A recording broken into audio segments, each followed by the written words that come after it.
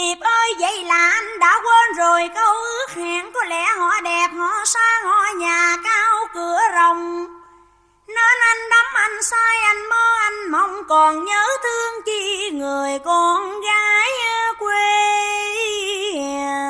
mùa.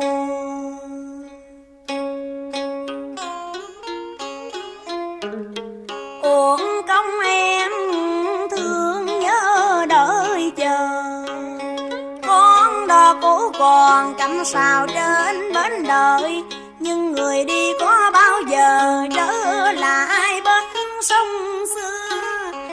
Tôi còn chi đâu mà mơ ước đợi chờ, một lần đưa tiếng là trọn đời mình vĩnh biệt.